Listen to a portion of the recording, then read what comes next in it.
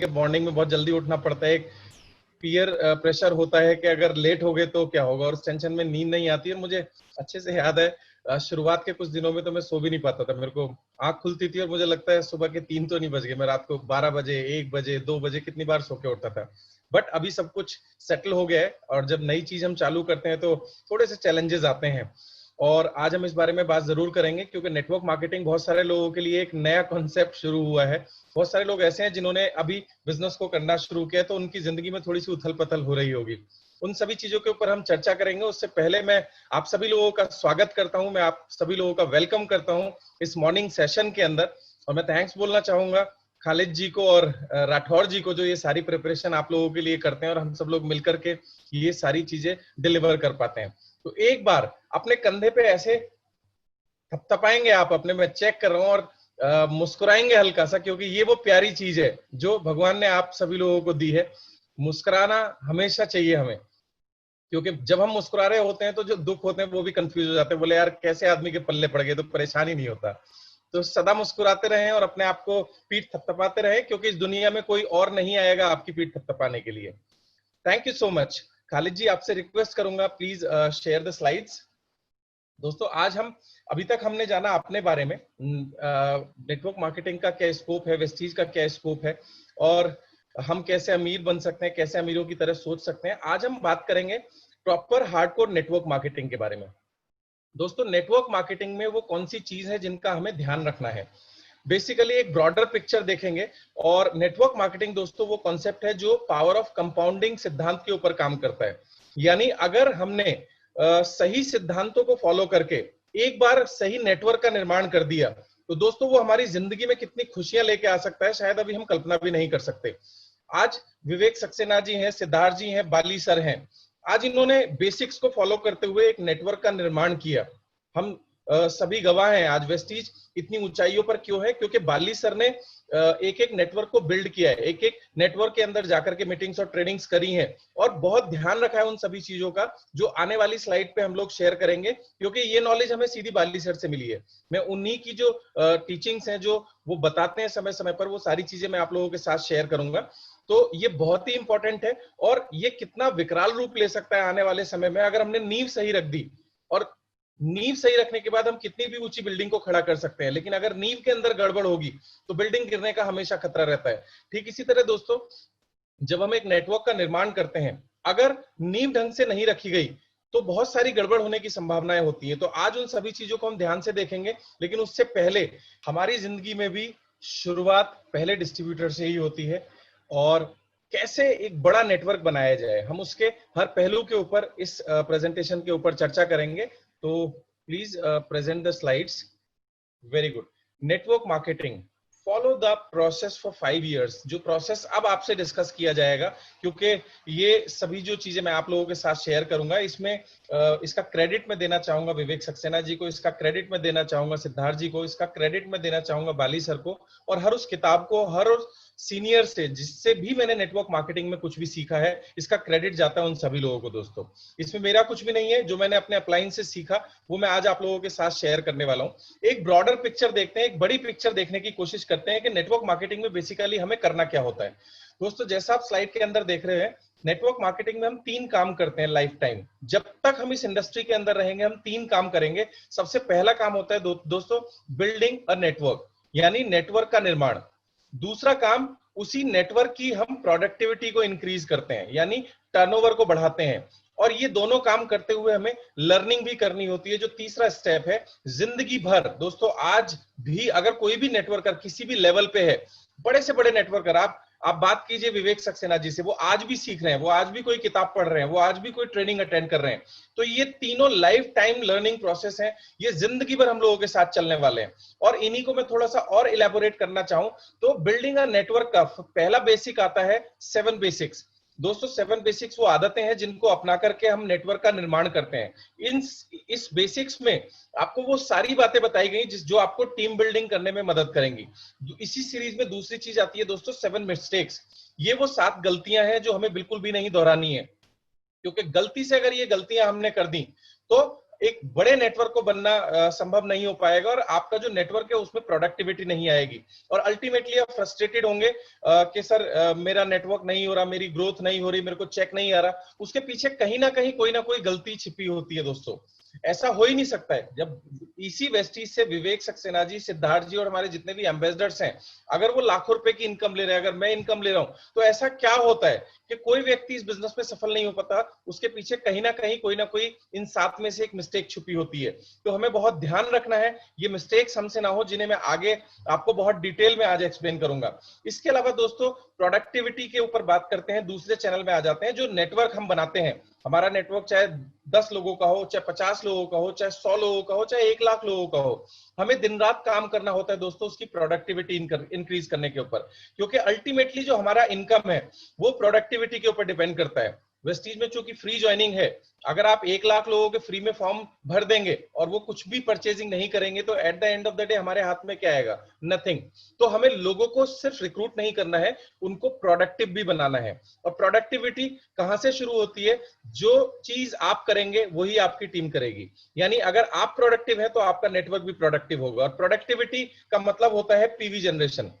दोस्तों अगर मैं इस बिजनेस में हूं, मैं 100 पीवी करूंगा, तो मैं अपनी पूरी टीम से उम्मीद कर सकता हूं कि आप भी 100 पीवी करें। और ये प्रोडक्टिविटी दोस्तों, दुनिया की जितनी बड़ी बड़ी कंपनी है आज, उनका सिर्फ और सिर्फ एक ही फोकस रहता है कि हम कैसे अपनी प्रोडक्टिविटी को इंक्रीज करें। तो दोस्तों प्रोडक्टिविटी एक बहुत महत्वपूर्ण फैक्टर है।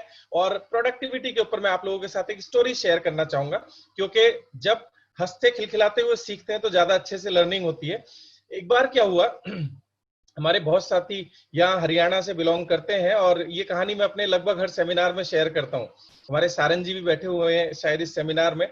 तो एक चीज है, हरियाणा रोडवेज की बसेस, वो पॉपुलर है दोस्तों, वो बहुत पॉपुलर है, बहुत तेजी से चलाने के लिए। और अगर आप कहीं 4 घंटे में पहुंचने वाले हैं, तो ऐसा मानना है कि हरियाणा रोडवेज में बैठ जाओ तो आप 2 घंटे में पहुंच जाओगे। तो कहानी है हरियाणा रोडवेज के एक ड्राइवर की। एक बार क्या होता है, हर आदमी धरती पे आया है तो उसे वापस जाना है, और इसी सत्य के तहत एक हरियाणा रोडवेज का ड्राइवर भी ऊपर पहुंचा, और जहां नर्क या स्वर्ग का डिस्ट्रीब्यूशन हो रहा था। दोस्तों ये एक काल्पनिक कहानी है, इससे हमें बहुत कुछ सीखने को मिलेगा। इसके पर्सनल पॉइंट्स पे मत जाना, सिर्फ सीखने के हिसाब से इसे सुनना। तो वो हरियाणा रोडवेज का जो ड्राइवर था, जब वो खत्म हुए ऊपर पहुंचे, तो स्वर्ग और नरक का डिस्ट्रीब्यूशन चल रहा था। और पीछे उससे 2-3 लोगों के पीछे एक पंडित जी थे मेरे जैसे, जो बहुत पूजा पाठ किया करते थे, दिन भर पूजा पाठ करते थे। और जब वो ऊपर पहुंचे तो हरियाणा रोडवेज वाला जो व्यक्ति था, उसने लाल रंग की पैंट पहन रखी थी, नीले रंग की टी शर्ट पहन रखी थी, काले रंग का चश्मा, जेल लगा के बाल खड़े हुए थे, वॉकमैन कान पे लगाया हुआ था, और डांस कर रहा था मजे से। तो जो वहां के अधिकारीगण थे, उन्होंने उसका पिछला हिसाब किताब चेक करा, और उसको बोले कि भाई इसे सबसे बढ़िया वाला जो कमरा है स्वर्ग में वो दे दो। कोई बात नहीं। अब 3-4 लोगों के बाद पंडित जी का नंबर आया, और पंडित जी का नंबर जब आया तो उनका सारा हिसाब किताब चेक किया गया। तो उनको बोला यार काम तो इनके ठीक है, एक काम करो, स्वर्ग में जो कमरा है ना जिसकी कुंडी टूट गई है और सीलन आती है, और वो बिल्कुल लास्ट वाला जो कमरा है, पंडित जी को दे दो। अब पंडित जी इस बात पे फैल गए, बोले यार ये क्या बात हुई? एक आदमी जिसका हुलिया इतना खराब, जो डांस कर रहा है, जिसने शायद ही जिंदगी में कोई अच्छा कर्म करा हो, आप उसे सबसे अच्छा कमरा दोगे? और मैं जिंदगी लगा दी मैंने अपनी पूजा अर्चना में, मैंने कथाएं पढ़ी, मैंने कितने लोगों को पाठ पढ़ाए और सब कुछ करा, और मुझे इतना पुराना कमरा? तो जो अधिकारी थे वो मुस्कुरा के बोले, बोले साहब आपने क्या किया हमें कोई लेना देना नहीं है, हम प्रोडक्टिविटी देखते हैं। बोला मतलब? बोला आपका काम था भगवान राम का नाम लोगों को याद दिलाना, और जब भी आप कथा पढ़ाते थे तो आधे से ज्यादा लोग तो सो जाते थे। तो आपने किस तरीके से काम किया हमें नहीं पता, बट प्रोडक्टिविटी आपकी उतनी अच्छी नहीं थी। तो बोला उसने क्या कर दिया फिर? बोला जब वो रात को बस चलाया करता था ना, तो लोग जब सोने वाले भी होते थे वो जाग जाते थे, और राम राम राम राम राम राम राम राम कहते हुए अपनी पूरी रात बिताते थे। तो तुम जगे हुए को सुला देते थे, और उस आदमी के अंदर इतनी काबिलियत है, वो सोते हुए लोगों को जगा देता है, और राम का नाम लेते हैं लोग दिल से। तो दोस्तों this is called productivity. Productivity बेहद जरूरी है। मैं फिर आना चाहूंगा, इसके लिए हम आगे सीखेंगे कि कैसे हमें इसको इंक्रीज करना है। प्रोडक्टिविटी हमें अपने नेटवर्क की इंप्रूव करनी है, और नेटवर्क की इंप्रूव करने से पहले हमें अपनी इंप्रूव करनी है। और इसमें बहुत योगदान देती हैं अलग अलग तरह की ट्रेनिंग्स जो वेस्टीज सिस्टम ने हमें दी है, जो मैं चर्चा करूंगा। और इसमें बहुत बड़ा योगदान होता है दोस्तों किताबों का, वीडियोज का, ऑडियोज का। ये सारी चीजें बहुत महत्वपूर्ण योगदान देती हैं दोस्तों प्रोडक्टिविटी इंक्रीज करने में, टर्नओवर क्रिएट करने में। इसके साथ ही साथ दोस्तों जो अगली चीज है वो है लीडरशिप। दोस्तों हम लोगों के बिजनेस में, नेटवर्क मार्केटिंग इंडस्ट्री में आप कभी भी देखिएगा, हमेशा ग्रोथ उस व्यक्ति की होगी जिसके अंदर लीडरशिप क्वालिटी छुपी होंगी। आप याद कीजिए महेंद्र सिंह धोनी, किस तरह से उसने पूरी पूरी टीम को एकदम व्यवस्थित कर दिया। वो इंडियन क्रिकेट टीम जिसको पूरी दुनिया में बहुत ज्यादा अच्छा नहीं माना जाता था, लेकिन आज महेंद्र सिंह धोनी की लीडरशिप में वो टीम एक ऐसी अनबीटेबल टीम बन चुकी है कि पूरी दुनिया उसका लोहा मानती है। दोस्तों आपका नेटवर्क इस बात पे बहुत ज्यादा डिपेंड करता है कि आपके अंदर कितनी लीडरशिप है। आज हम जो बात करेंगे, no upline and no downline, हम आज अपनी बात करेंगे। आए हम लोग क्या इंप्रूवमेंट कर रहे हैं अपने अंदर, तो हमारे नेटवर्क की ग्रोथ इस बात के ऊपर डिपेंड करती है कि हमारे अंदर किस तरह की लीडरशिप है। और आप सभी लोगों ने अगर कभी यूट्यूब पे अटेंड किया हो, सर्च कीजिएगा, गूगल कीजिएगा, बाली सर लीडरशिप के ऊपर एक स्पेशल सेशन अटेंड करते हैं। अगर आप नेटवर्क मार्केटिंग में पैसा नहीं कमा पा रहे तो किसी को ब्लेम करने की जरूरत नहीं है, ना तो अपने अपलाइन को, ना कंपनी को, XYZ किसी को ब्लेम मत करो। सिर्फ ये देखो कि मैं कौन से लीडरशिप के पोर्शन में अपनी इंप्रूवमेंट करूं। दोस्तों ये एक बहुत ही बड़ा चैप्टर है अपने आप में लीडरशिप, और हम कभी इसके बारे में अलग से एक दिन बात करेंगे। तो लीडरशिप लर्निंग से आती है। हम जितना ज्यादा सीखेंगे, चाहे वो अपने अपलाइन से सीखें, किताबों से सीखें, ट्रेनिंग से सीखें, लीडरशिप हमें अपने अंदर डेवलप करनी है। और day by day, bit by bit, जितना ज्यादा आप अपने अंदर लीडरशिप क्वालिटी लेके आते जाएंगे, आपके नेटवर्क में लोगों की संख्या बढ़नी शुरू हो जाएगी। क्योंकि एक कहावत है आज की डेट में, 99% लोग लीड होना चाहते हैं, बशर्ते शासक, इसे अगर मैं हिंदी में बात करूं तो 99% लोग इस दुनिया में शासित होना चाहते हैं। एक बहुत ही बड़े विचारक ने बात बोली है, इस दुनिया के 99% लोग शासित होना चाहते हैं, बशर्ते शासक शासन करने लायक हो। तो दोस्त ये दुनिया आपके पीछे आने को तैयार है, लेकिन कम से कम अपने अंदर लीडरशिप डेवलप तो कीजिए। और ये लीडरशिप डेवलप करने की चीजें मैं आप लोगों के साथ शेयर करूंगा। और दोस्तों इस जर्नी के अंदर हमें सीखना है अपलाइन डाउनलाइन रिलेशनशिप, बहुत बड़ा रोल प्ले करता है दोस्तों अपलाइन डाउनलाइन रिलेशनशिप इस बिजनेस के अंदर। जब हम इस बिजनेस में आगे बढ़ते हैं, जैसे जैसे हमारी टीम बड़ी होती है, तो बहुत सेंसिटिव लोगों के साथ हम काम कर रहे होते हैं। हमें किस तरह से बिहेव करना है अपलाइन के साथ, हमें किस तरह से बिहेव करना है हमारी डाउनलाइन के साथ, ये एक बहुत महत्वपूर्ण चैप्टर है दोस्तों। आपकी छोटी सी बात से कोई भी व्यक्ति नाराज हो जाता है। और एक चीज याद रखें सर, नेटवर्क मार्केटिंग बिजनेस में लोग बिजनेस नहीं छोड़ते, लोग लोगों को छोड़ते हैं। तो हम अपने अंदर जितना ज्यादा इंप्रूवमेंट लेके आएंगे, और आगे मैं इन अपलाइन डाउनलाइन, इसी ट्रेनिंग के अंदर एक दिन स्पेशल सेशन होगा कि हमें अपलाइन डाउनलाइन से और अपने प्रोस्पेक्ट से किस तरह के रिलेशन रखने चाहिए, राइट। तो हम आगे सीखेंगे, लेकिन अपलाइन डाउनलाइन के बारे में मैं आपको एक छोटी सी स्टोरी और शेयर करना चाहूंगा जो नेटवर्क मार्केटिंग में बहुत ज्यादा फिट बैठती है। एक बार क्या हुआ दोस्तों, जनरली हमारे घरों में, बड़ा दुर्भाग्य वाली बात है, लेकिन जनरली हमारे घर में जो बुजुर्ग लोग होते हैं उनको यूजलेस समझा जाता है। और खास करके वो लोग जिनकी आयु लगभग 80 से 85 साल के बाद हो जाती है, क्योंकि बॉडी डिटेरियोरेट होनी शुरू हो जाती है, स्मरण शक्ति खत्म होनी शुरू हो जाती है, हाथ पैर की ताकत खत्म होनी शुरू हो जाती है। दोस्तों ये वही हमारे माता या पिता रहे होंगे जिन्होंने हमारे लिए इस संसार का निर्माण किया। बड़ी अजीब सी विडंबना है, 80-85 साल के बाद ऐसे लोगों को तिरस्कृत करना शुरू कर दिया जाता है। दोस्त ये कहानी ऐसी एक परिवार की है। उस परिवार में एक बुजुर्ग व्यक्ति रहा करते थे और उनके हाथ पैर मूव नहीं होते थे, उनकी स्मरण शक्ति धीरे धीरे क्षीण होती चली जा रही थी। तो उनका बेटा और उनकी बहू बड़े परेशान रहने लगे कि दिन भर टिक टिक टिक टिक करते रहते हैं और हमारे काम प्रॉपर नहीं हो पाते। तो रात को उन दोनों पति पत्नी ने एक निर्णय लिया कि हम एक काम करते हैं, ये जो बुजुर्ग पिताजी हैं इनको टोकरे में रख के नदी में फेंक के आ जाते हैं, ना रहेगा बांस ना बजेगी बांसुरी। और ये बेहद दुखद चीज है, ये किसी के साथ नहीं होनी चाहिए, बट उन्होंने ऐसा प्लान किया और अगले दिन रात को वो अपने जो पिताजी थे उनको लेकर के टोकरे में रख के और नदी में डालने के लिए चल दिया। अब बेचारा बुजुर्ग कुछ कर नहीं सकता था, वो ध्यान से पूरे प्रोसेस को देख रहा था और वो चुप था। जब लड़का नदी में गया, किनारे पे पहुंचा, तो उसने उन्हें डालने की जैसे ही कोशिश करी तो उस बुजुर्ग ने एक बात बोली, बेटा मुझे यहां मत डाल, थोड़ा और आगे जा। तो लड़का थोड़ा सा चौंक गया। उस बुजुर्ग ने बोला कि बीच नदी में जा। बोला क्यों पिताजी? बोला थोड़ा सा और गहराई में जा। बोला आप ऐसा क्यों बोल रहे हैं? उसने बोला कि जब तू मुझे बीच नदी में गिराएगा, क्योंकि मैंने भी अपने बाप को किसी ना किसी दिन इसी तरीके से नदी में फेंका था, और तू मुझे थोड़ा सा बीच नदी में गिराएगा तो पहली बात तो मैं वापस नहीं आ पाऊंगा, और कल को जब तेरा बेटा तुझे फेंकने आएगा तो वो और ज्यादा गहराई में फेंक के जाएगा। दोस्त, आज हम जो भी काम कर रहे हैं वो रिफ्लेक्ट होके हमारे ऊपर वापस आएगा ही आएगा। तो यहाँ बहुत ही सेंसिटिव चीज है अपलाइन डाउनलाइन रिलेशनशिप। मैं यहाँ पे सिर्फ एक लाइन बोल देता हूं आपको, हमारा बिहेव इस तरीके से होना चाहिए कि हमारी अपलाइन हमें प्यार करे और हमारी जो डाउनलाइंस है वो हमारी इज्जत करे। हमारा एक एक बिहेवियर सिर्फ इस तरीके से होना चाहिए। और अगर ये की लाइन आपने पकड़ ली तो नेटवर्क मार्केटिंग में आपकी सफलता कोई नहीं रोक सकता दोस्तों दुनिया में। आगे चल के बात करेंगे हम लोग। ये मैं ओवरव्यू दे रहा हूं सो दैट हम सारी चीजों को अच्छे से समझ सके, क्योंकि ये अलग अलग इंडिविजुअल टॉपिक होंगे लेकिन ये हमारे नेटवर्क मार्केटिंग की जर्नी में बहुत बड़ा रोल प्ले करते हैं। दोस्तों, एक चीज होती है नेटवर्क मार्केटिंग बिजनेस में जिसे हम बोलते हैं थर्ड पार्टी। ये बहुत जगह पे बहुत बड़ा रोल प्ले करती है। जब आप कुछ नहीं कर सकते तो आपकी जगह कोई आता है आपका वो रोल निभाने के लिए, जिसे हम थर्ड पार्टी बोलते हैं। दोस्तों, थर्ड पार्टी की नेटवर्क मार्केटिंग में बहुत जरूरत होती है। जैसे कई जगह ऐसी होती हैं जहां आप प्रेजेंटेशन शेयर नहीं कर सकते, तब आपका अपलाइन आपके लिए थर्ड पार्टी बन के आता है और वो प्रेजेंटेशन शेयर करता है। दोस्तों, नेटवर्क मार्केटिंग में एडिफिकेशन एक ऐसी चीज होती है, क्योंकि आप अगर एडिफाई नहीं होंगे, यानी आपका प्रमोशन नहीं होगा, तो आपका नेटवर्क तेजी से नहीं बढ़ेगा। और एक नियम है एडिफिकेशन का कि आप अपना एडिफिकेशन खुद नहीं कर सकते, वो इफेक्टिव नहीं रहता। यहां आपको जरूरत पड़ती है थर्ड पार्टी यानी आपके अपलाइन की, जो आपको एडिफाई करेगा। और थर्ड पार्टी से बहुत चमत्कारिक काम होते हैं दोस्तों। इसे सिंपल ऐसे समझ लीजिए, जो काम आप नहीं कर सकते वो आप थर्ड पार्टी से करवाते हैं। और एक फाइन लाइन है, ऐसा मत समझना कि फिर सारे काम हम थर्ड पार्टी से ही करवा लें। थर्ड पार्टी को बहुत सोच समझ के इस्तेमाल किया जाता है। इसका जितना कम से कम इस्तेमाल करेंगे उतना ज्यादा से ज्यादा आप ग्रो करेंगे।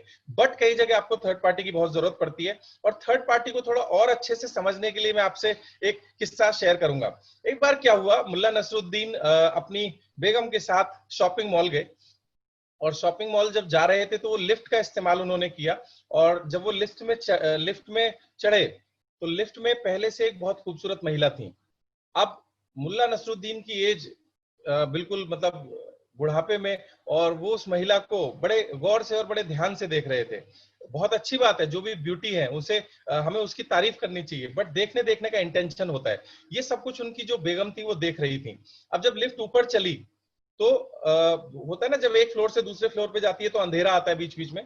तो ये पूरे प्रोसेस में बड़ा अनकंफर्टेबल फील कर रही थी वो महिला, जिसे मुल्ला नसरुद्दीन जी बड़े ध्यान से देख रहे थे। और उससे ज्यादा अनकंफर्टेबल फील कर रही थी उनकी वाइफ। अब सडनली क्या हुआ, जैसे ही अंधेरा हुआ तो वो महिला जो महिला थी, खूबसूरत महिला, उसने मुल्ला नसरुद्दीन जी के कान पे एक जोर से तमाचा मारा और बोली, ये उम्र और चूटी काटते हो। अब मुल्ला नसरुद्दीन जी का हाथ उनके गाल पे, और जैसे ही वो बाहर निकले, अब डैमेज कंट्रोल था ना, अपनी वाइफ को सबसे पहले मनाना था। उन्होंने लिफ्ट से बाहर निकलते ही सबसे पहले बोला, बेगम मैंने चूटी नहीं काटी। तो उनकी बेगम बोली, हाँ मुझे पता है आपने चूटी नहीं काटी। बोले मतलब फिर किसने काटी? तो उनकी बेगम बोली, चूटी तो मैंने काटी थी। बोले क्यों? बोले आप उस महिला को इतना घूर घूर के जो देख रहे थे, मेरा मन कर रहा था कि आपको थप्पड़ पड़ना चाहिए, तो मैंने उस महिला को चूटी काट दी, उसने तुम्हें थप्पड़ मार दिया। तो मुल्ला नसरुद्दीन बोले, बेगम आप ही मार लेती, उससे क्यों मरवाया? तो उनकी वाइफ बोली, थर्ड पार्टी का इस्तेमाल किया क्योंकि मैं आपको थप्पड़ नहीं मार सकती। तो कई बार आप जो काम नहीं कर सकते वो आपकी जगह तीसरा व्यक्ति आके करता है। कई बार वो आपका अपलाइन होता है, कई बार वो आपका क्रॉस लाइन होता है। तो थर्ड पार्टी को हमें कैसे इस्तेमाल करना है वो हम बहुत ध्यान से समझेंगे इस आने वाले प्रोसेस में। इसके अलावा दोस्तों, एजुकेशन सिस्टम बहुत बड़ा रोल प्ले करता है। जब हम मासेस के सीखने और सिखाने की बात करते हैं तो इंडिविजुअल की लिमिटेशन सामने आ जाती है। जैसे अभी रिसेंटली शिवराज जी ने एक एजुकेशन सिस्टम लॉन्च किया जिसका नाम है टीम आत्मनिर्भर, और हम सभी लोग पार्ट हैं। हमारे upline mentor mister Vivek Kumar Saxena ji के एजुकेशन सिस्टम, जो V Teams education system private limited है। दोस्तों, एजुकेशन सिस्टम का बहुत बड़ा रोल होता है नेटवर्क मार्केटिंग में। हम बहुत सारे लोगों को सिखा नहीं सकते, लेकिन एक एजुकेशन सिस्टम सभी लोगों को सिखाता है। और जीत टॉक्स करके एक कार्यक्रम वी टीम के एजुकेशन सिस्टम यूट्यूब चैनल पर है, जहां हम हर बार नई नई शख्सियत से सीखते हैं। इसके अलावा तरह तरह के प्रोग्राम हमें एजुकेशन सिस्टम की वजह से मिलते हैं, जैसे सोच हुआ, पाठशाला हुआ, या एसटीएम हुआ। इस तरह के अलग अलग प्रोग्राम्स के जरिए दोस्तों, पहली चीज तो हमें सीखने का मौका मिलता है, साथ ही साथ हमारी टीम को सीखने का मौका मिलता है। और दोस्तों, लास्ट वाली एक चीज, इससे डेवलप होते हैं संस्कार, वैल्यूज। आपने एक कहावत सुनी होगी, जब घर में दो बर्तन होते हैं तो खटकते जरूर हैं। और दोस्तों याद रख लेना, नेटवर्क मार्केटिंग में जब हम काम करेंगे, क्योंकि हर आदमी का सोच, हर आदमी की प्रोग्रामिंग, हर आदमी का पैटर्न अलग है, हर आदमी का पॉइंट ऑफ व्यू अलग है, तो जब हम काम करते हैं तो कई बार मतभेद पैदा होते हैं। यानी मान लीजिए मेरे एक एक्स व्यक्ति का पॉइंट ऑफ व्यू कुछ और है, वाई का कुछ और है, तो जब हम साथ में काम करेंगे तो कई बार फ्रिक्शंस होते हैं, पैदा होते हैं।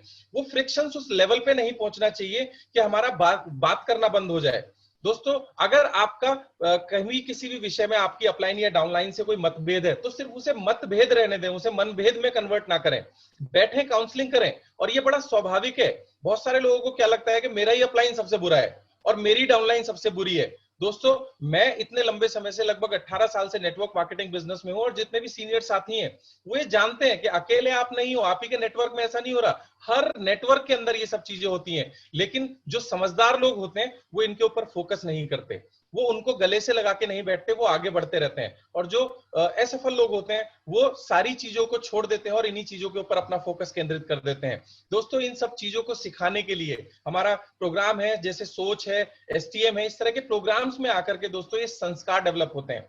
और मैं आपको एक बात बता दूं, सिर्फ पैसे से कुछ नहीं होता। आपने देखे होंगे बहुत सारे परिवार ऐसे होते हैं जिनके पास पैसा तो बहुत सारा है, लेकिन उन फैमिलीज में संस्कार नहीं होते हैं, वैल्यूज नहीं होती हैं, तो वहां रहना भी अच्छा नहीं लगता। और कई बार कुछ ऐसी फैमिलीज होती हैं दोस्तों जहां पैसे के साथ साथ अगर संस्कार भी डाल दिए जाएं तो साक्षात भगवान का वास उस परिवार के अंदर होना शुरू हो जाता है और उस घर में रहने में बड़ा मजा आता है। दोस्तों अब मैं नटशेल में सारा दोबारा से क्रिएट करूंगा। नेटवर्क मार्केटिंग में सबसे पहले हम बनाते हैं नेटवर्क, और नेटवर्क बनाने के बाद हम उसकी प्रोडक्टिविटी इंक्रीज करते हैं अलग अलग ट्रेनिंग्स के जरिए, किताबों के जरिए और सेशंस के जरिए। और साथ ही साथ हम लर्निंग करते हैं खुद भी और अपनी टीम को भी लर्निंग करवाते हैं।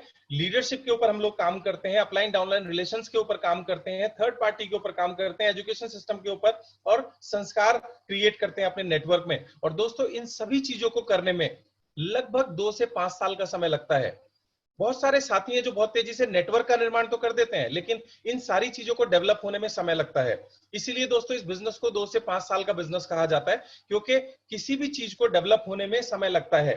एक व्यक्ति से दूसरे व्यक्ति को समझने में, रिलेशनशिप समझने में ही समय लगता है। मैं एक साथ बहुत सारे लोगों के साथ काम कर रहा हूं, बहुत सारे लोगों के फोन आते हैं, कुछ लोग बहुत सेंसिटिव होते हैं, कुछ लोग एक्स्ट्रा सेंसिटिव होते हैं। दोस्तों इन सब चीजों को बनने में 5 साल लगेंगे। और बहुत सारे लोग मुझसे फोन करके बात करते हैं, सर मेरे नेटवर्क में बहुत तेज ग्रोथ नहीं आ रही है। मैं आपको सिर्फ एक बात बता दूं, नेटवर्क मार्केटिंग में जो नेटवर्क की ग्रोथ होती है वो एक बच्चे की तरह होती है। एक माँ बाप की नजर में उनका बच्चा उन्हें कभी बढ़ता हुआ नहीं दिखाई देता। कभी आपने देखा है कि आप आज आपका बच्चा 1.5 इंच लंबा हो गया या 2.25 इंच लंबा हो गया? आपको कभी अपना बच्चा बड़ा होता हुआ नजर नहीं आएगा। लेकिन आपके जो रिश्तेदार आते हैं, जो बच्चे को कभी कभी देखते हैं, उनके मुंह से अनायास ही एक शब्द निकलता, अरे ये इतना बड़ा हो गया। और माँ बाप चूंकि उसे रोज देख रहे हैं तो उसकी ग्रोथ उन्हें नजर नहीं आ रही होती है। दोस्तों आपका बिजनेस ग्रो कर रहा है, अगर आप ये सभी काम कर रहे हैं तो डे बाय डे ग्रोथ आ रही है। और उस ग्रोथ को फील करने के लिए थोड़ा सा समय दीजिए, वो समय देंगे तो वो ग्रोथ नजर आनी शुरू हो जाएगी। नेक्स्ट स्लाइड के ऊपर दोस्तों हम जाएंगे। खालिद जी प्लीज नेक्स्ट स्लाइड। दोस्तों बात करते हैं बिल्कुल प्रैक्टिकल अप्रोच के साथ कि हमें काम कैसे करना है। सबसे पहला काम हमें क्या करना है इस बिजनेस को ज्वाइन करने के बाद? ज्वाइन करने के बाद हमें 6 फ्रंटलाइन ओपन करनी है। कितनी? 6। एक बार हाथ खड़ा करके ऐसे फिंगर दिखाएंगे, 6। जितने भी लोग हैं एक बार हाथ खड़ा करके ऐसे 6 फिंगर बना के दिखाएंगे। Very good. मैं देखना चाहता हूं कितने लोग अटेंटिव हैं। परफेक्ट, आप सभी लोग बहुत अच्छे से पार्टिसिपेट कर रहे हैं। दोस्तों मैंने 6 क्यों बोला? मैंने 6 इसलिए बोला, मुझे नहीं पता 6 क्या होता है। दीपक सर ऐसा बोलते हैं, विवेक सक्सेना जी ऐसा बोलते हैं, सिद्धार्थ जी ऐसा बोलते हैं, बाली सर ऐसा बोलते हैं, इसलिए मैं भी ऐसे बोलता हूँ। 6 लोग शायद वो इसलिए ऐसा बोलते हैं क्योंकि हमारे यहाँ सातों इनकम 6 लोग को ब्रॉन्ज डायरेक्टर बनने पे मिलने लगती हैं, चाहे वो हाउस फंड हो, कार फंड हो, ट्रैवल फंड हो। अगर हम 6 साथियों को ब्रॉन्ज डायरेक्टर बनाते हैं तो हम इन सभी इनकम के हकदार हो जाते हैं। और यहाँ पर एक बहुत क्रिटिकल चीज मैं आप लोगों के साथ आपके साथ मैं शेयर करना चाहूंगा कि ये स्ट्रक्चर से रिलेटेड चीज जब भी आप करें तो एक बार अपने एक्टिव इफेक्टिव अपलाइन के साथ जरूर बैठें, क्योंकि वही एक ऐसा व्यक्ति है जो आपके बारे में जानता है। आपका अपलाइन वो जिसके साथ आप मिलकर वर्किंग करते हैं, वो आपकी प्लस और माइनस सारी चीजों को जानता है। तो एक हो गई यूनिवर्सल फैक्ट और एक हो गई इंडिविजुअल फैक्ट, जो आपका अपलाइन ही आपके बारे में जानता है। तो यहां स्पॉन्सरिंग करने से पहले एक बार अपने अपलाइन से कंसल्ट करें, लेकिन जनरली ऐसी सलाह दी जाती है कि हमें 6 लोगों से अपने बिजनेस की शुरुआत करनी है। और आप देख रहे होंगे नीचे, इन लोगों के नीचे भी कुछ लोग नजर आ रहे हैं दोस्तों। फिर यही काम हमें लोगों के साथ मदद करनी है, उनके आगे लोगों को स्पॉन्सर करवाना है। तो सबसे पहला काम है हमारा स्पॉन्सरिंग, और उसके लिए जो जरूरी चीजें हैं, जैसे बहुत सारे नए साथी आज इस मीटिंग में अवेलेबल हैं, हमें स्पॉन्सरिंग करना खुद सीखना है। हमें खुद से ऑनलाइन ज्वाइनिंग करना आना चाहिए, हमें खुद से ऑनलाइन फॉर्म सबमिट करना आना चाहिए, हमें खुद से केवाईसी करनी आनी चाहिए। कम से कम हम अपनी करें और आगे की 6 जनरेशन और नीचे की 3 जनरेशन को हम ये ट्रेनिंग दे पाए। तो कितने लोग ऐसे हैं जो ज्वाइनिंग ऑनलाइन डालना जानते हैं, फॉर्म सबमिट करना जानते हैं और केवाईसी करना जानते हैं? मैं एक बार चाहूंगा कि अपना डिजिटली हैंड रेज कर दें। वेरी गुड, बहुत बढ़िया। जो लोग ऑनलाइन ज्वाइनिंग करना जानते हैं वो डिजिटली हैंड रेज करेंगे अपना। परफेक्ट, बहुत बढ़िया, great, thank you so much. ये मैं ऐसा इसलिए बोल रहा हूं क्योंकि मैं स्टेप बाय स्टेप आपको इंडिपेंडेंट बनाते हुए चलने की कोशिश करूंगा। याद रखना दोस्तों, ये जितने काम मैं बोल रहा हूं, बिजनेस उन्हीं का बढ़ेगा जो ये काम करना जानते हैं, राइट? तो अब हमें सबसे पहला काम ये है कि हमें सबसे पहले 6 स्पॉन्सरिंग करनी है और उन लोगों को ये 6 स्पॉन्सरिंग सिखानी है। नेक्स्ट स्लाइड के ऊपर जाएंगे दोस्तों। ये वेरी बेसिक फंडामेंटल है, और यहां ये मत सोचो किसको ज्वाइन कराना है किसको नहीं ज्वाइन कराना है। सबसे पहला काम ये है कि आपको 6 स्पॉन्सरिंग करानी है। वो आपके दोस्त हो सकते हैं, वो आपके रिलेटिव्स हो सकते हैं, वो आपके पड़ोसी हो सकते हैं, या वो अननोन लोग भी हो सकते हैं, इट डजंट मैटर। लेकिन हमारा सबसे पहला काम है कि हमें 6 स्पॉन्सरिंग करनी है। और दोस्तों इस पूरे प्रोसेस में हम पावर ऑफ 3, ये एक बहुत बड़ा शब्द है, इसको ध्यान में रखेंगे। पावर ऑफ 3, सबसे पहले हम बात करेंगे पावर ऑफ यूनिटी की। दोस्तों ये एक टीम गेम है, नेटवर्क मार्केटिंग कभी भी इंडिविजुअलिटी का गेम हो ही नहीं सकता। यहां हमें एक टीम के साथ काम करना होता है, और टीम में काम करती है यूनिटी। नेटवर्क मार्केटिंग में कई बार ऐसा होता है कि लोग अकेले अकेले इंडिविजुअली काम करना शुरू कर देते हैं, अपने आप को हाईलाइट करना शुरू कर देते हैं। दोस्तों आपको पानी की तरह काम करना है।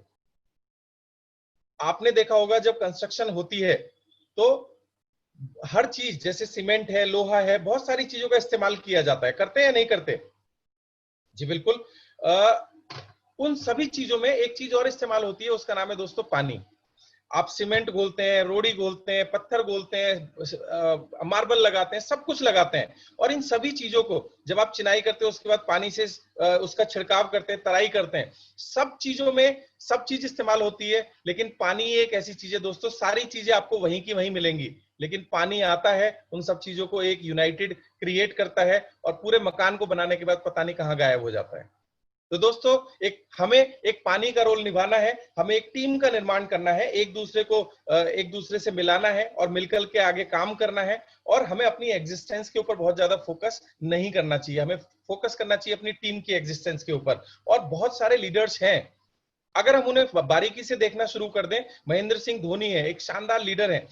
ये सारी चीज हमें थोड़ा सा सबकॉन्शियसली ऑब्जर्व करने की कोशिश करनी है। इसके अलावा एक चीज बहुत बड़ी आती है दोस्तों, पावर ऑफ सबमिशन।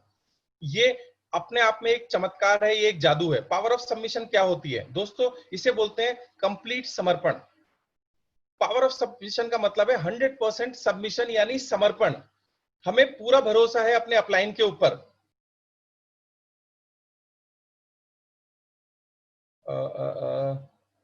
हमें एजीजी चाहिए, कुछ कमेंट्स आ रहे हैं, मैं रेक्टिफाई करने की कोशिश करूंगा। जी दोस्तों, दूसरी पावर है पावर ऑफ सबमिशन।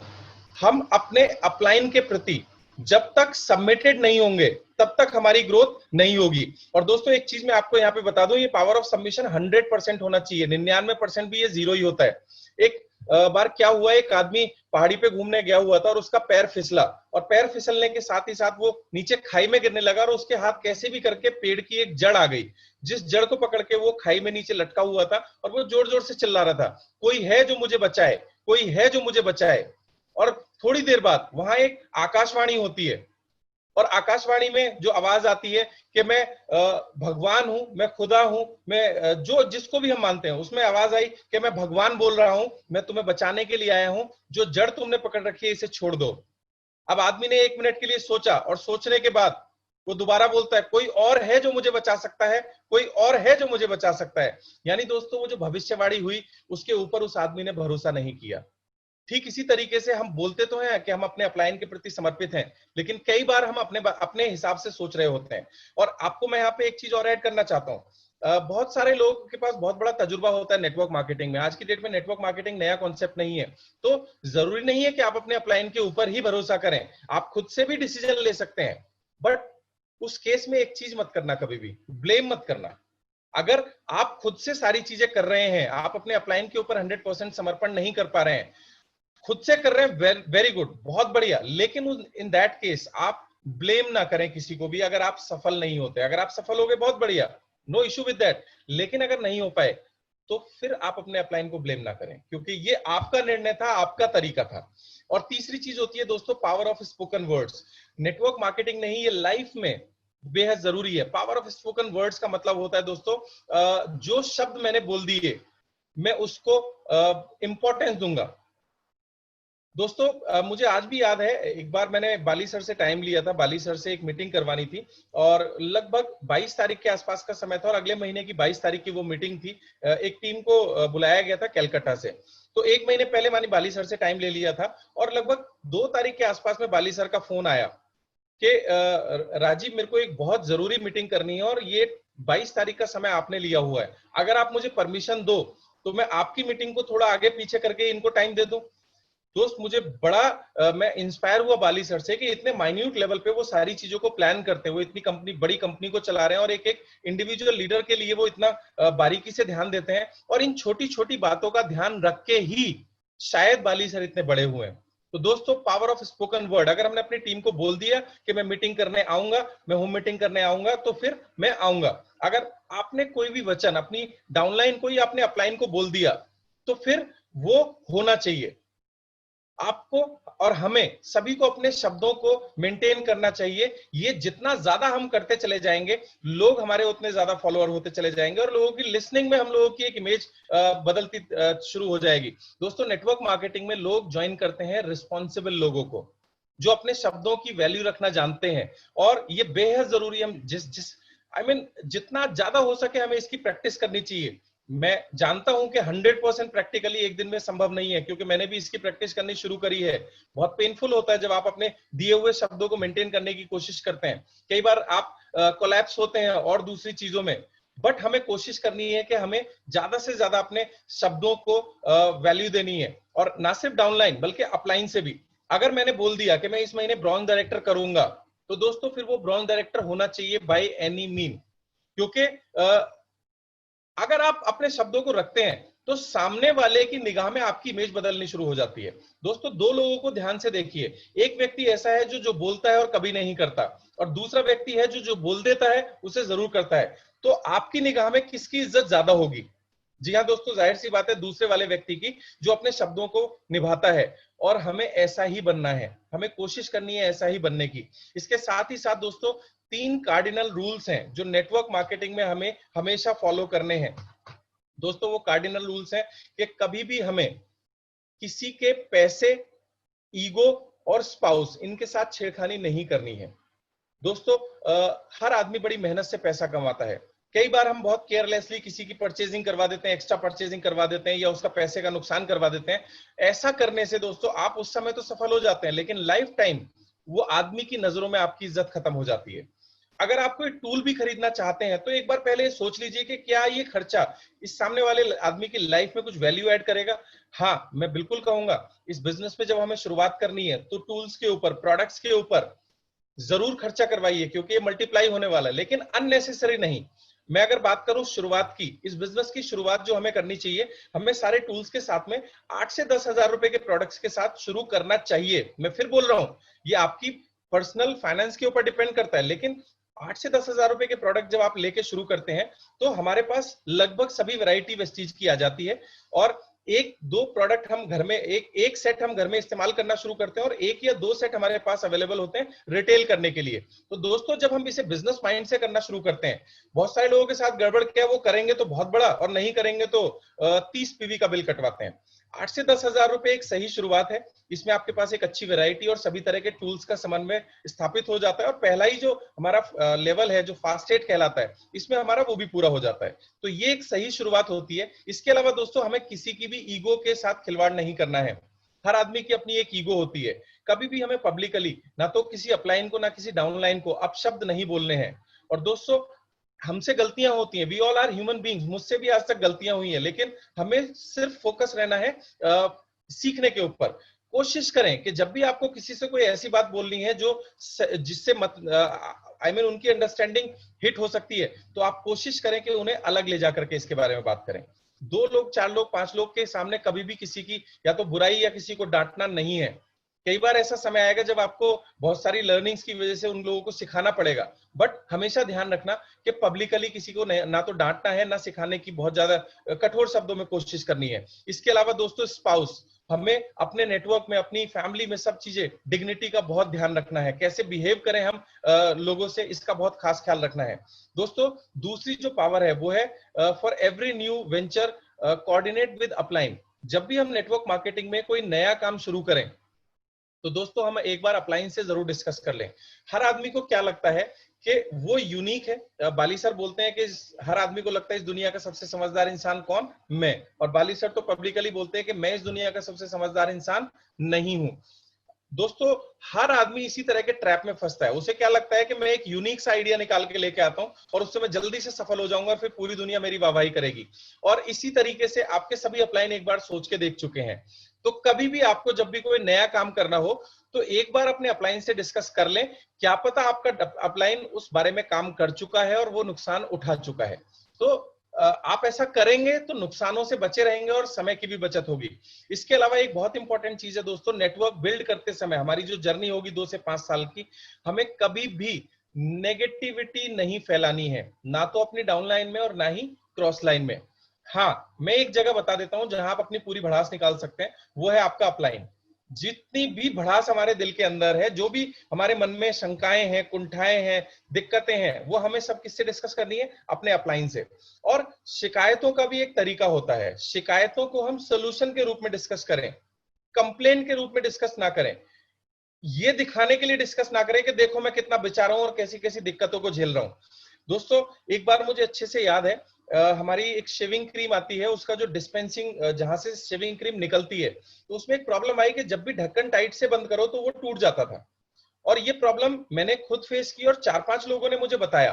और वो चारों पांचों लोग, मैं देख रहा था, सभी लोगों से इसके बारे में चर्चा कर रहे थे कि देखो कैसी क्रीम है, कैसी ट्यूब है, इसका तो ढक्कन टूट जाता है और ये हो जाता है और वो हो जाता है। अब जो मैंने अपने अपलाइन से सीखा है, मैंने वो सिस्टम को फॉलो किया। एक ईमेल आईडी है info@mywestige.com, मैंने उसके ऊपर मेल किया, फोटोग्राफ खींचा उसका ट्यूब का, sir this is the problem और ये मेरे को 4-5 जगह से आ रही है। इसके साथ ही साथ मैंने विवेक सर को इसके बारे में इंटीमेट किया और कंपनी के कस्टमर केयर पे फोन करके इन्फॉर्म कर दिया, और मैंने छोड़ दिया उस टॉपिक को। क्योंकि हम एक ऐसी कंपनी में दोस्तों, जो कंपनी हमेशा आगे बढ़ती है और हमेशा सॉल्यूशन के ऊपर काम करती है। वेस्टीज कौन है? वेस्टीज वेस्टीज मैनेजमेंट है, वेस्टीज की फैक्ट्री है और हम सब लोग हैं दोस्तों। ये तीनों लोग मिलकर वेस्टीज बनाते हैं। अगर हम तीनों लोग रिस्पॉन्सिबल तरीके से बिहेव करेंगे तो हमारी कंपनी भी बहुत बड़े लेवल पे जाएगी। दोस्तों उसके कुछ ही दिन बाद अनुकूल सर का मेरे पास फोन आया, जो कि सीईओ है हमारी कंपनी में, जो पूरी कंपनी को मैनेज करते हैं। उन्होंने मुझसे बात की, मैंने उनको प्रॉब्लम बताई, और दोस्तों सारे डीएलसीपी से और जितने भी ऑफिसेज हैं, सारे सेंटर से वो पर्टिकुलर लॉट का शेविंग क्रीम वापस मंगाया कंपनी ने, और वो प्रॉब्लम को रेक्टिफाई करके आगे से उन्होंने ध्यान रखा कि आगे से इस तरह की प्रॉब्लम ना आए।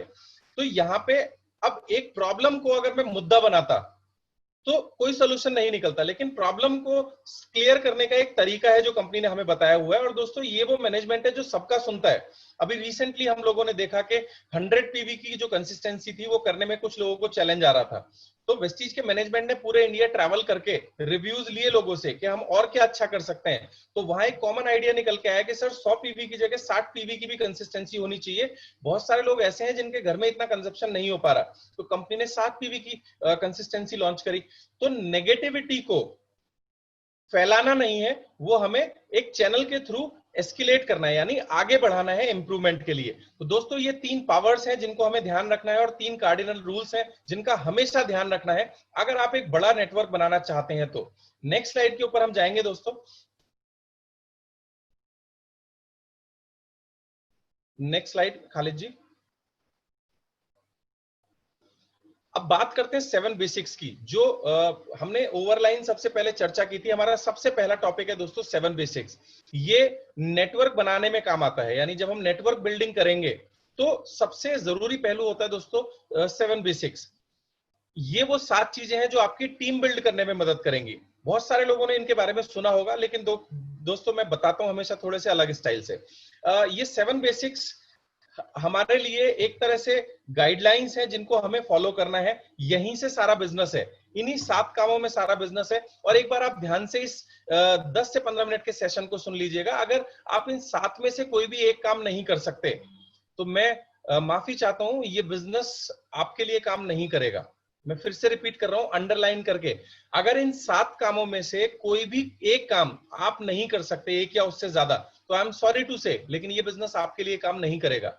ये बिजनेस आपके लिए तभी काम करेगा जब आप इन 7 कामों को करेंगे। और ये 7 काम देखने में बहुत आसान है और इनका प्रैक्टिस हमें रोज करना है। एक टेबल आप देख रहे होंगे, Monday, Tuesday, Wednesday, Thursday, Friday, Saturday, Sunday, और उसके साइड में 7 काम लिखे हुए हैं और सबके सामने टिक लगा हुआ है। दोस्तों नेटवर्क को छोड़ दो, सबसे पहले 7 काम हमें करने हैं, ठीक है। हम मतलब ये 1000 लोग और जो YouTube पे लाइव इस प्रोग्राम को सुन रहे हैं, हमें ये 7 काम करने हैं। बहुत सारे लोग ऐसे हैं जो नेटवर्क मार्केटिंग में नए हैं, क्योंकि लॉकडाउन की वजह से, कोरोना पेंडेमिक की वजह से बहुत सारे लोगों ने नेटवर्क मार्केटिंग को एज अ कैरियर अब चूज किया है। तो दोस्तों मैं आपको एक फाइन लाइन बता देता हूं, नेटवर्क मार्केटिंग कुछ भी नहीं है, सिर्फ ये 7 काम है जो आपको लाइफ टाइम करने हैं। पहला काम है दोस्तों 100% प्रोडक्ट यूज। ये बहुत पावरफुल चीज है दोस्तों। जब हम वेस्टीज बिजनेस ज्वाइन करते हैं तो ये हमारी इंडस्ट्री है, ये हमारी फैक्ट्री है, और इसके अंदर जितने भी प्रोडक्ट हैं वो सारे सारे मतलब सारे इस्तेमाल करने हैं। सारे मतलब वेस्टीज के ऑर्डर फॉर्म पे जितने भी प्रोडक्ट हैं वो प्रोडक्ट हमें एक बार जरूर यूज करके देखने हैं।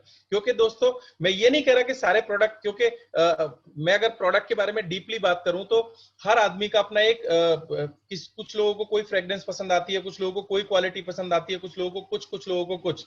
अगर सब कुछ अच्छा एक ही तरह का चल रहा होता तो दोस्तों इस दुनिया में सिर्फ एक ही रंग की गाड़ियां होती, इस दुनिया में एक ही खुशबू का डीओ होता। हर आदमी की चॉइस बिल्कुल अलग अलग है, और मैं बिल्कुल मानता हूं इस बात को कि शायद आपको सारे प्रोडक्ट पसंद ना आए, कोई प्रॉब्लम नहीं है इसमें। बट दोस्तों हमें एक बार सारे प्रोडक्ट ट्राई करने हैं और उसके बाद में जो प्रोडक्ट आपको पसंद आए वो प्रोडक्ट का हमें रेगुलर यूजर बनना है। मैं बहुत क्लियर बात बोल रहा हूं। मैं फिर बोल रहा हूं कि जरूरी नहीं है, गारंटी नहीं है कि आपको सारे प्रोडक्ट पसंद आए, बट सारे प्रोडक्ट हमें एक बार ट्राई करने हैं और ट्राई करने के बाद में जो जो पसंद आए उन प्रोडक्ट्स को यूज करना है। दोस्तों आपने देखा होगा डिओड्रेंट भी कितने तरह के फ्रेग्रेंस में होते हैं। अगर मैं बात करूं साबुन की, तो साबुन के कितने तरह के फ्रेग्रेंसेस होती हैं, फ्लेवर्स होते हैं, उनके पैकेजिंग्स होती हैं। हर आदमी का सोचने का तरीका बिल्कुल अलग है। यही कारण है कि वेस्टीज बहुत बड़ी वैरायटी के ऊपर काम करता है। तो हमारा सबसे पहला काम क्या है कि 100% प्रोडक्ट यूज करने हैं और उसके बाद में जो प्रोडक्ट पसंद आया उनका रेगुलर यूजर बनना है। दोस्तों 100% प्रोडक्ट यूज करने का सबसे बड़ा बेनिफिट क्या होता है? सबसे बड़ा बेनिफिट ये है कि हमारा भरोसा इससे बढ़ता है। मुझे आज भी याद है दोस्तों, जब मैंने इस बिजनेस की शुरुआत करी थी तो मैंने अपने एक फ्रेंड को एलोवेरा दिया था, और ये किस्सा मैं अपने हर मीटिंग और सेमिनार में लोगों के साथ शेयर करता हूं। और जब मैंने उनको एलोवेरा दिया तो मेरे मित्र को थोड़ा सा लूज मोशन लग गए, और रात को उनकी वाइफ ने मुझे कंप्लेंट किया फोन करके कि तुम पता नहीं किस तरह की कंपनियों के चक्कर में लगे रहते हो और ये है और वो है।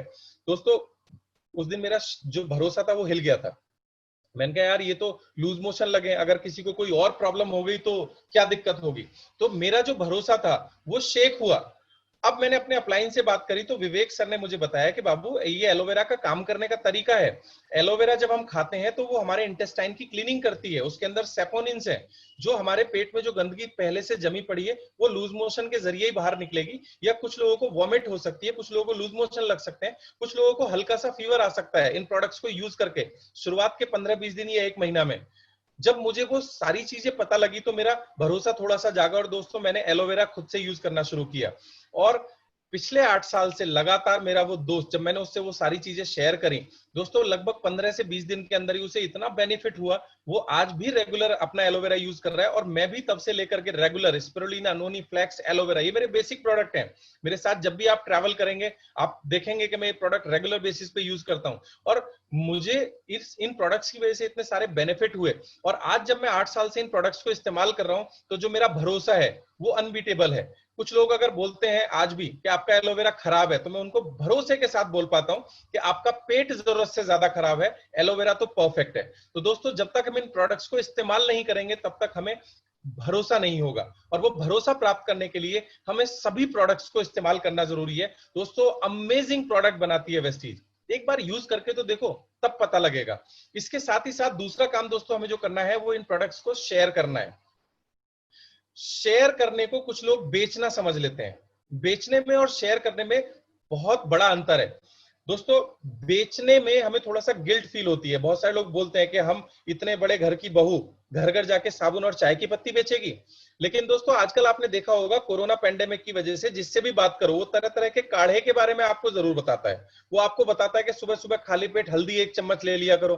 तो वो क्या कर रहे हैं? क्या वो हल्दी बेच रहे हैं? क्या वो काढ़ा बेच रहे? नो, वो काढ़े और हल्दी के महत्व के बारे में बता रहे हैं। इसी को दोस्तों शेयरिंग बोला जाता है। और इसी एटीट्यूड के साथ दोस्तों हमें शेयरिंग करनी है अपने प्रोडक्ट्स की।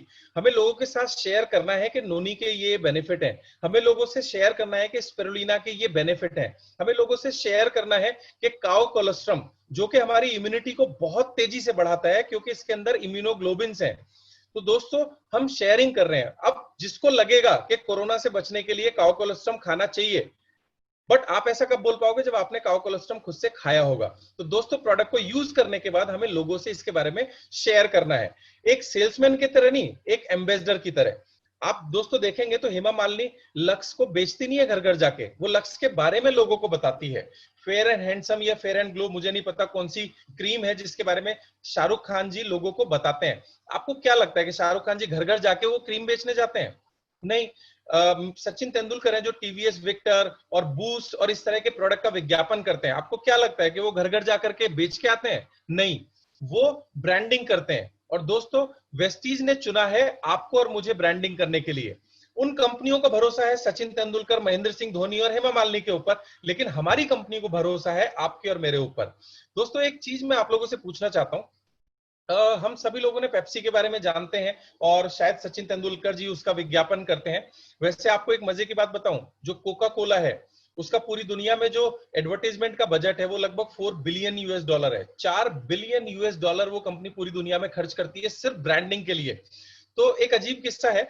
मान लेते हैं कोका कोला के ऑफिस में आप और मैं से कोई एक आदमी फोन करके फोन लगाए और उनको बोले कि साहब आप सचिन तेंदुलकर को करोड़ों रुपए देते हो, एक काम करो मुझे तो सिर्फ 1 करोड़ रुपए दे देना, मैं कर दूंगा तुम्हारा ऐड। आपको क्या लगता है जो पेप्सी है या कोक है आपसे एडवर्टाइजमेंट करवाएगी? अगर हाँ आपको लगता है तो यस बोले, और अगर नहीं तो एक बार मुंडी हिला के ऐसे मना करके दिखा दीजिए। नहीं करवाएगी। Very good.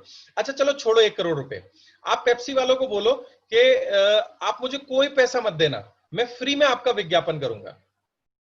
अब वो आपसे करवाएंगे क्या? नहीं।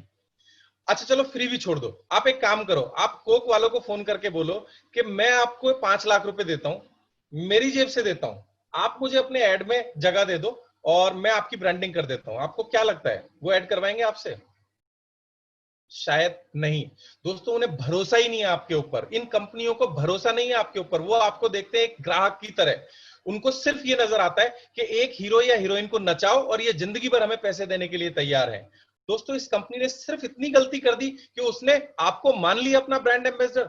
आज के बाद अगर नोनी की तारीफ कोई करेगा तो वो कोई ना कोई इंसान ही करेगा, ना शाहरुख खान करेगा ना हेमा मालिनी करेगी, ये आम आदमी ही नोनी की तारीफ करेगा। दोस्तों बाली सर, दीपक सर और इस कंपनी की मैनेजमेंट को हमारे ऊपर कितना बड़ा भरोसा है। आज वो चाहें तो टीवी पे ब्रांडिंग करवा सकते हैं, बट नहीं, उनका मानना यह है कि एक आम आदमी जब किसी चीज के बारे में बोलता है तो दुनिया उसके बारे में सुनती है, और वो इसी ताकत को कंपनी पहचानती है। और यही कारण है कि आज वेस्टीज इतनी तेजी से आगे बढ़ रही है। दोस्तों हमें ये प्रोडक्ट बेचने नहीं है, हमें प्रोडक्ट शेयर करने हैं, जैसे हेमा मालिनी करती है, जैसे शाहरुख खान करता है। और ये कंपनी हमें अपना शाहरुख खान और हेमा मालिनी मानती है। अब प्रॉब्लम ये है कि हम अपने आप को क्या शाहरुख खान और हेमा मालिनी मानते हैं? प्रॉब्लम यहां पे है, हमारी अपनी सेल्फ एस्टीम क्या है, हम अपने आप को क्या समझते हैं। दोस्तों थोड़ा सा बड़ा सोचो और लोगों को अपने प्रोडक्ट्स के बारे में बताना शुरू करो। और हम पहले ही अमीरी के 17 नियम सीख चुके हैं। अमीर लोग अपनी सेवाएं और अपने उत्पाद प्रमोट करने से हेजिटेट नहीं करते हैं, लोगों को उनके बारे में बताने से नहीं घबराते हैं। और गरीब लोग अपने सेवाएं और अपने उत्पाद लोगों से शेयर करते समय घबराते हैं। तो मैं ऐसा मान के चल रहा हूं, ये 1000 लोग जितने भी हैं सारे के सारे अमीर लोग हैं, आने वाले समय के मिलेनियर हैं। तो आज के बाद हम कभी भी नहीं शर्माएंगे अपने प्रोडक्ट्स के बारे में लोगों को बताने से, राइट। और दोस्तों ये सभी टॉपिक्स, जैसे अब 2-3 टॉपिक है, मैं आपसे शॉर्ट में चर्चा करूंगा क्योंकि आगे वाले सेशंस में बहुत विस्तार से मैंने वो रखे हैं। अगला जो थर्ड बेसिक है दोस्तों, तो क्या हम अपने 100% प्रोडक्ट यूज करने के लिए तैयार हैं अगर हम अपने परिवार के सभी सपनों को पूरा करना चाहते हैं? दूसरा काम, क्या हम प्रोडक्ट्स को लोगों को बताने के लिए तैयार हैं? बिल्कुल टेंशन मत लो, लोग लेते हैं या नहीं लेते कोई फर्क नहीं पड़ता, बस हमें लोगों से शेयर करना है कि नोनी के फायदे ये हैं, गैनोडर्मा के फायदे ये हैं, सीखना है। YouTube के ऊपर वेस्टीज का आप ऑफिशियल YouTube पेज लाइक कर लो, उसमें एक एक प्रोडक्ट की अलग अलग ट्रेनिंग है और रोज आप 2 मिनट 5 मिनट का समय निकालिए एक प्रोडक्ट के बारे में सीखने में। दोस्तों आने वाले 1 से लेकर 1.5 महीने के अंदर आपके पास मास्टरी हासिल हो जाएगी सभी प्रोडक्ट्स की। इसके साथ तीसरा काम है दोस्तों लिस्ट बनाना। लिस्ट बनाना बेहद जरूरी है, मैं डिटेल से इसके बारे में चर्चा करूंगा। हमारी जितनी लंबी लिस्ट होगी हमारा बिजनेस उतना बड़ा होगा, क्योंकि लिस्ट हमारे लिए रॉ मटेरियल का काम करता है। दोस्तों अगर मैं बात करूं एक मिठाई बनाने वाले इंसान की, तो उसका जो रॉ मटेरियल है वो है दूध, चीनी, घी और इस तरह की चीजें उसका रॉ मटेरियल है। अगर मैं बात करूं एक सुनार का जो ज्वेलरी बेचता है, गोल्ड, हीरे और बहुत सारी चीज उसका रॉ मटेरियल है। किसी भी फैक्ट्री को अगर हम देखेंगे जो कोई प्रोडक्ट उत्पाद बनाती है, तो सबसे पहले उसे रॉ मटेरियल इकट्ठा करना होता है। और अगर हम एक बड़ा नेटवर्क बनाना चाहते हैं तो सबसे पहले हमें एक लिस्ट बनानी पड़ेगी किन लोगों की जिनको हम ये प्रेजेंटेशन शेयर करेंगे। और दोस्तों बहुत सारे लोग मुझसे फोन करते हैं, कुछ दिन पहले भी मेरे पास फोन आया कि सर मेरा बिजनेस नहीं चल रहा, मेरी ग्रोथ नहीं हो रही है। तो यहाँ पे मैं 2 फंडामेंटल नियम आप लोगों के साथ शेयर कर देता हूं जो साइंटिफिकली इन्वेंटेड है, प्रूवन है, ऐसा किया जा सकता है।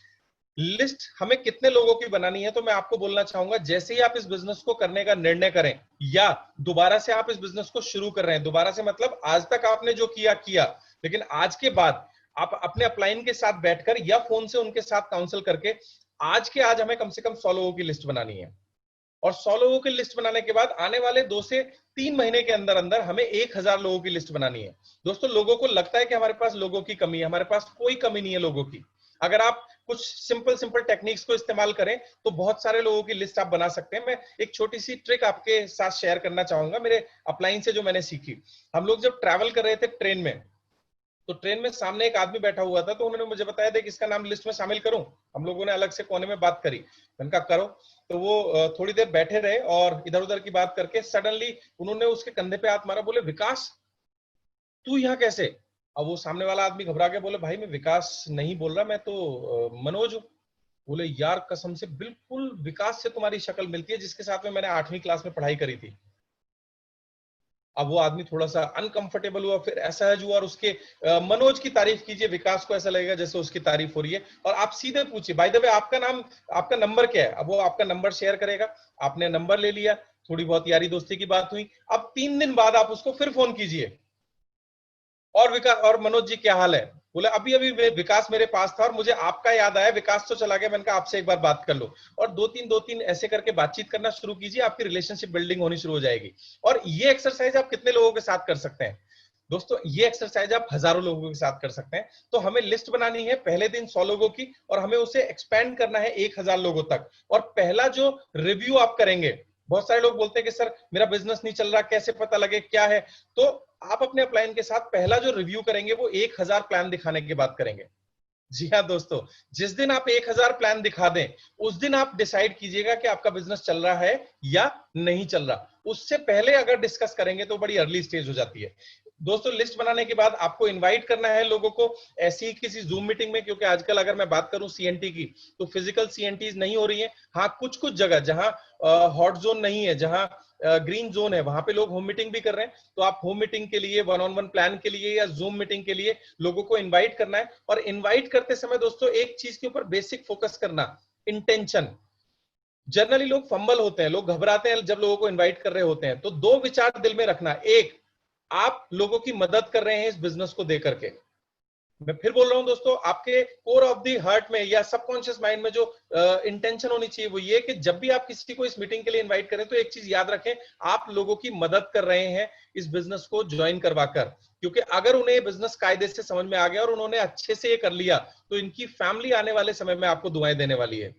ये सोच रख के आप लोगों को इन्वाइट करें। और दोस्तों, कोई भी चीज कब होगी ये आपके और मेरे हाथ में नहीं है, हमारे हाथ में सिर्फ काम करना, राइट? उनकी क्या मानसिक दशा चल रही है, क्या फैमिली कंडीशंस है, वो उनको पता है। हमारा काम क्या है? न्यूट्रल होकर के लोगों को इनवाइट करना है। और यहाँ कुछ टेक्निकलिटी होती है जो मैं आगे आपसे चर्चा करूंगा डिटेल में, जो ऑब्जेक्शन हैंडलिंग होती है, लोगों के सवाल जवाब जो होते हैं वो मैं आपको आगे डिटेल से बताऊंगा। इसके बाद दोस्तों हमें मीटिंग्स करनी है, यानी प्लान दिखाना है। और प्लान दिखाने के बारे में मैं फिर बता रहा हूं, चर्चा डिटेल में करूंगा। लेकिन याद रखना दोस्तों, जितना जल्दी आप खुद से प्लान दिखाना सीख जाएंगे, आप इस बिजनेस के मास्टर बन जाएंगे। पहली 1 या 2 या 3 मीटिंग आप ज्यादा से ज्यादा अपलाइन से करवाएं, उसके बाद कोशिश करें कि प्लान आप खुद से दिखाएं। और साथ ही साथ दोस्तों, जैसा मैंने सबसे शुरू में डिस्कस किया था, टीम वर्क। हमें इस बिजनेस में टीम के ऊपर काम करना है, टीम के साथ मिलकर के काम करना है। और 7वीं चीज दोस्तों जो बेहद जरूरी है इस बिजनेस के अंदर, उसको बोलते हैं फॉलो अप। आपने बगुले को देखा होगा किस तरह एक टक होकर के वो इंतजार करता है। दोस्तों, फॉलो अप इस बिजनेस का सबसे इंपॉर्टेंट पहलू है। और इसका जीता जागता उदाहरण आप लोगों के सामने बैठा हुआ है। विवेक सर ने लगभग 2 साल से ज्यादा मुझे फॉलो किया। मैं एक अन्य नेटवर्क मार्केटिंग कंपनी में काम कर रहा था और विवेक सर वेस्टीज करते थे। और शुरू के 2-3 महीने तो मैंने उनका फोन उठाया और उसके बाद उनका फोन उठाना भी बंद कर दिया। और जब सही समय आया, मेरी उस कंपनी में कोई प्रॉब्लम आई 2 साल बाद, सही समय, इसे याद रखिएगा क्योंकि हर चीज का एक समय है। जब 2 साल बाद सही समय आया, मैं लिसनिंग मोड में आया, विवेक सर ने मुझे प्लान दिखाया, सिद्धार्थ जी से मिलवाया और हम 5 साथियों ने मिलकर के ग्रो रिच एसोसिएट के रूप में इस बिजनेस की शुरुआत करी।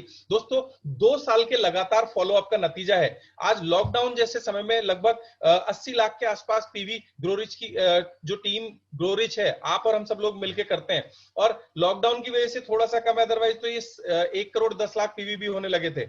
उसका नतीजा है दोस्तों ये फॉलो अप की वजह से ये सब कुछ हो पाया। दोस्तों, एक चीज मैं आपको एक बता दूं, शिवराज जी जो हमारे साथी हैं वो एक बहुत बढ़िया लाइन बोलते हैं, सारे झरने सारी नदियां फाइनली एक ना एक दिन किसी ना किसी समंदर में जाके गिरेंगे। आप देखिए जितनी भी नदियां हैं उनका फाइनल डेस्टिनेशन कोई ना कोई समंदर होता है, वो लास्ट में जाके किसी समुद्र में ही गिरेंगी।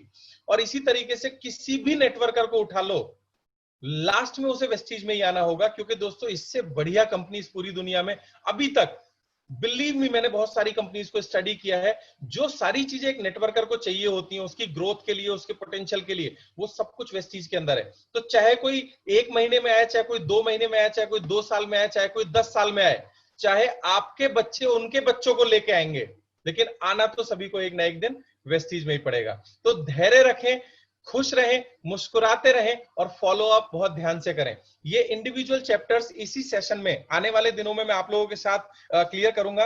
लेकिन दोस्तों ये वो बेसिक्स हैं जिनका हमें बहुत ज्यादा ध्यान रखना होता है। और लास्ट में मैं आप लोगों से रिक्वेस्ट करूंगा, राठौर भाई एक बार मैं एक चैंपियन हूं वीडियो जरूर चलाएं, क्योंकि ये वो वीडियो है जो एक एक आदमी के दिलो दिमाग में समा जाना चाहिए। मेरी रिक्वेस्ट ये है कि वो वीडियो आप जितना ज्यादा सुनेंगे आप उतना मजबूत बन के निकलेंगे। एक बार वो वीडियो जरूर प्ले कर दीजिए, मैं एक चैंपियन हूं। क्योंकि वो वीडियो जो है वो माइंडसेट के ऊपर काम करती है। और मोटिवेशन और माइंडसेट 2 चीजें हैं दोस्तों नेटवर्क मार्केटिंग में। मोटिवेशन क्षणिक होता है, इसके बारे में मैं कभी विस्तार से चर्चा करूंगा। मोटिवेशन क्षणिक है, ये लास्ट ओके, मैं एक चैंपियन हूं, यह जवाब है इस सवाल के साथ आता है कि मैं कौन हूं।